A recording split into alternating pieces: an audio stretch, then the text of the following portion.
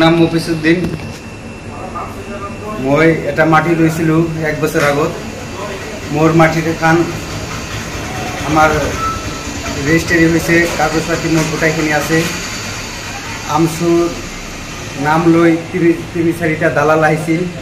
দালাল অহাৰ পিছত দালালকেইটাৰ নাম হৈছে নুৰ মহম্মদ, খয়াৰ উদ্দিন আৰু পিন্টু আলী।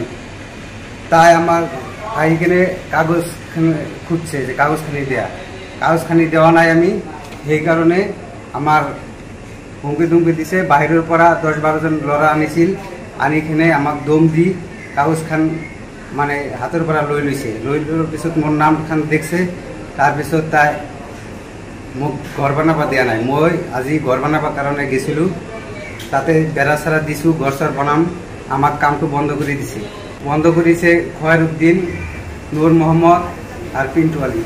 ভাবুকৈ দিছে মারার, রাস্তার ঘাটত পালে মোক মারিব। মই গাড়ি চলাই খাও, ইমান কষ্ট করে মাটিখান রাখছো দক্ষিণ ডালিগাঁও আমতলা। আৰু 2 জায়গা তেনেকা বেনাৰ লগাই থাকে, যতে খালি মাটি দেখে খালি মাটি পৰি থাকে। আমাৰ যেটা মাটি লৈছো, আমাৰ মাটিৰ ওচৰতে 2টা বেনাৰ লগাই থৈ দিছে, আমাৰ আমচুৰ বেনাৰ লগাই থৈ দিছে। এই খয়াৰ উদ্দিন, নুৰ মোহাম্মদ আৰু পিন্টু আলী তাতে খালি দখল কৰি থাকে।